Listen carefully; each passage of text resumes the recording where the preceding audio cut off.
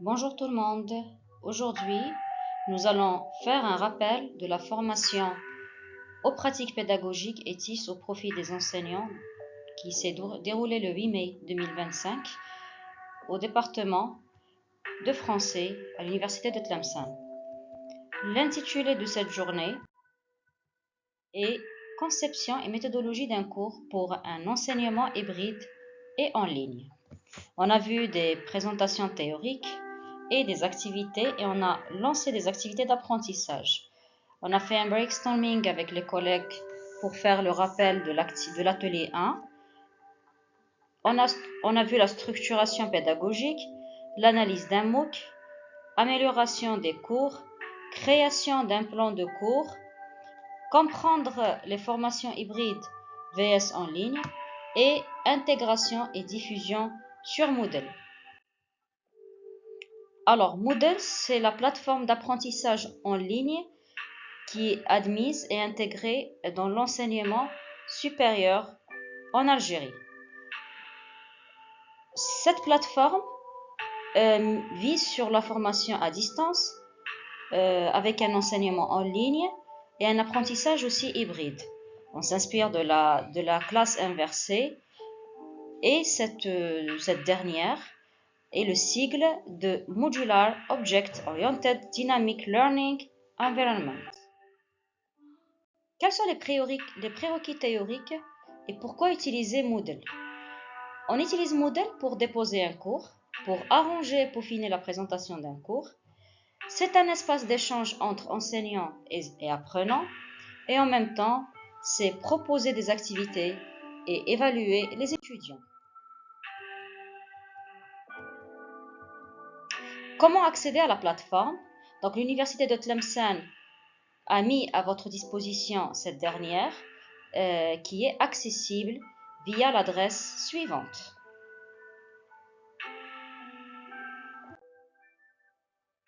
Pour se connecter, chaque utilisateur a besoin d'un identifiant et d'un mot de passe fourni par le service d'authentification de l'université de Tlemcen. Une fois accédé, vous pouvez modifier votre mot de passe. Donc là, vous allez sélectionner la faculté et ensuite sélectionner le domaine. Vous allez parcourir la page d'accueil et pour le premier cours avec Moodle, on fait la création d'un espace de cours en demandant en bas la création du cours.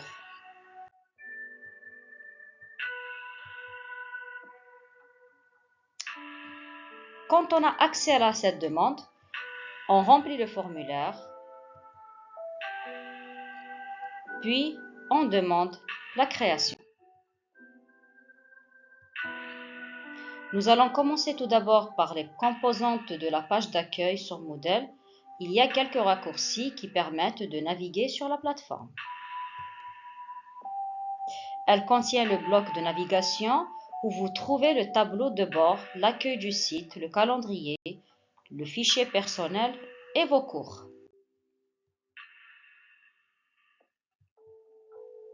On trouve également le panneau latéral droit qui se compose aussi de différents blocs, notamment calendrier, utilisateur en ligne, événements à venir que vous voyez sur votre gauche, plutôt sur votre droite.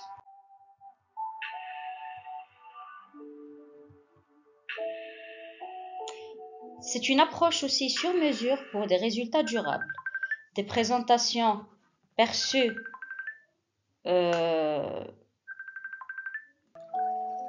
pour accéder à votre menu personnel, cliquez sur votre avatar ou votre pseudo, comme vous le voyez sur votre droite.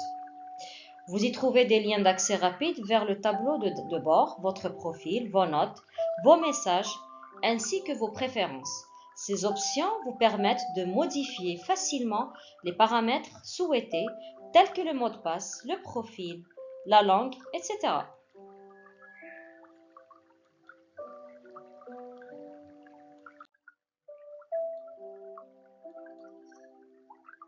Qu'est-ce qu'un MOOC? L'acronyme MOOC signifie Massive Open Online Course, que l'on peut traduire par cours en ligne ouvert et massif.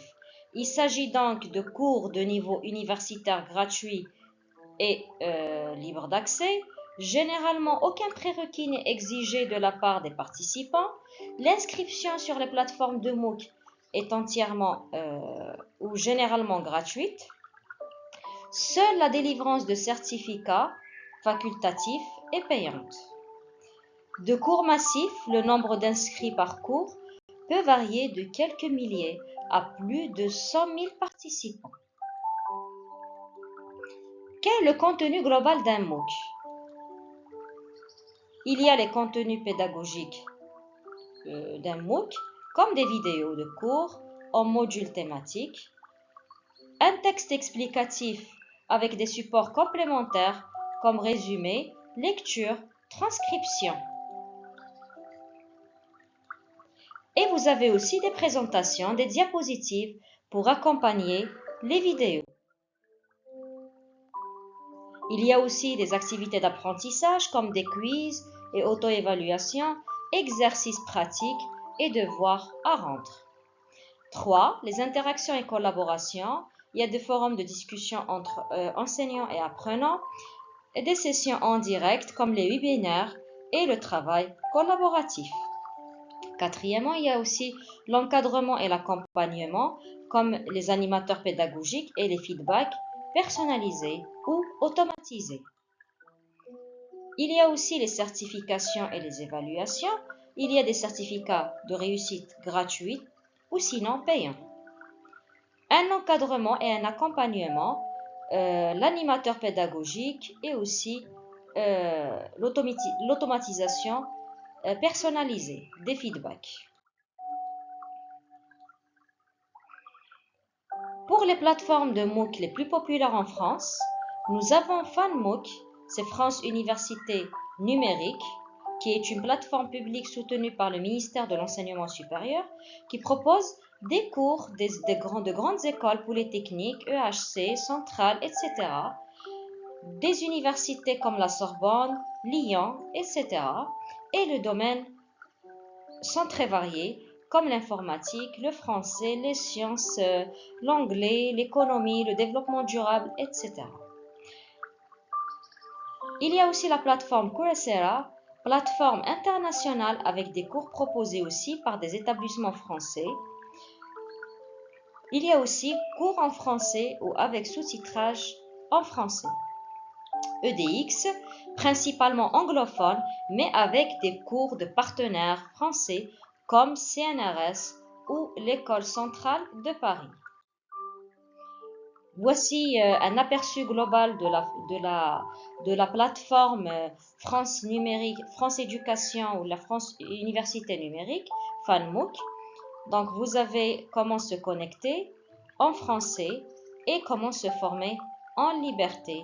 Ce sont des cours en ligne pour découvrir, apprendre, progresser et réussir. Voici un aperçu sur une formation qui est la formation par apprentissage dans l'enseignement supérieur proposée par l'Université de Montpellier. Quels outils pour la structuration? On fait un rappel. On a la taxonomie de Bloom. Ses caractéristiques principales, c'est la hiérarchisation des niveaux cognitifs, connaître, comprendre, appliquer, analyser, évaluer et créer. Elle est utilisable pour la conception d'évaluation et d'activité.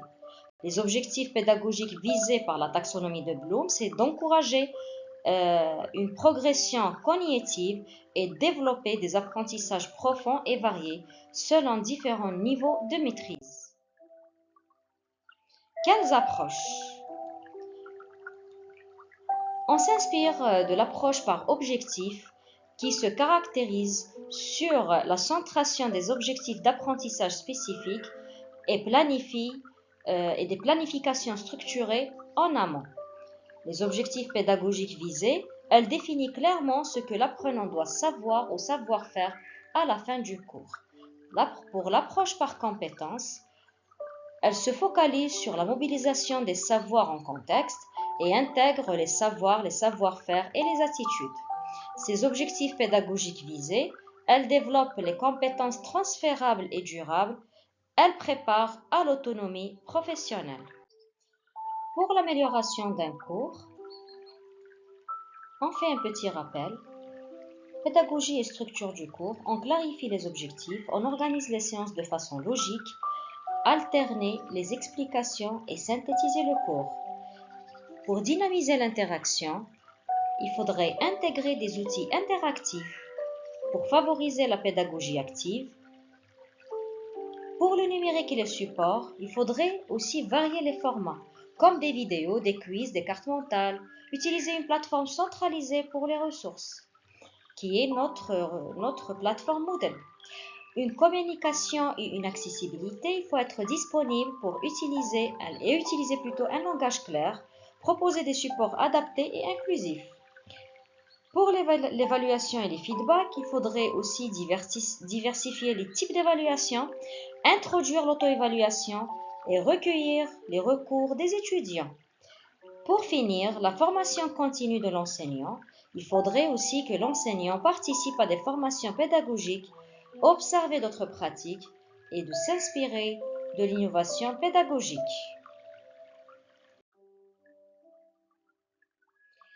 La différence entre cours hybride et cours en ligne, on fait un petit rappel. Pour le cours en ligne, il est à 100% à distance. Sans format, tout le contenu est accessible en ligne, vidéo, lecture, forum, devoirs. Les interactions synchrones en visioconférence ou asynchrones pour les forums et les emails. La présence physique, elle n'y est pas, et les avantages, la flexibilité, l'autonomie, l'accessibilité de partout. Pour ces inconvénients, il y a moins de liens sociaux et plus de risques d'isolement.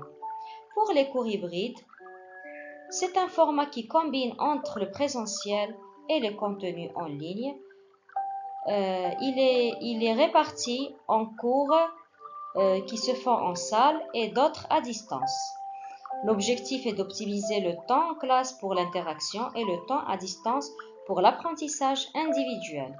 Ces avantages, une meilleure interactivité, de la souplesse et favorisent l'autonomie. Les inconvénients demandent une bonne organisation des deux formats.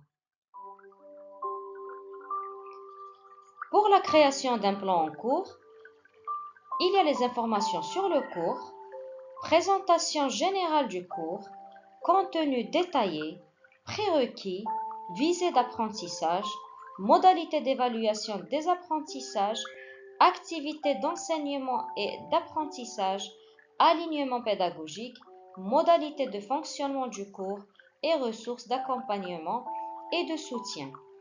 Cette création d'un plan de cours, il est favorable de le faire en une capsule numérique avec une carte conceptuelle. Pour faire une capsule numérique, on peut faire le descriptif de la formation sur un PowerPoint. Pour enregistrer ce PowerPoint en format vidéo, vous allez cliquer sur Enregistrer, puis Enregistrer et vous commencez votre enregistrement pour obtenir un PowerPoint en format vidéo avec votre voix. Pour le mettre sur YouTube, vous allez directement sur Mettre en ligne une vidéo, puis sélectionner le fichier et l'intégrer sur YouTube. Activité à réaliser pour le prochain atelier. Une capsule numérique avec le PowerPoint qui décrit le module choisi, une carte conceptuelle contenant les points phares du cours, un test de positionnement, les contenus du cours, un contenu du cours sur Opal et les liens des vidéos didactisées pour se préparer à l'objectif final du troisième atelier. Je vous remercie pour votre attention. À très bientôt.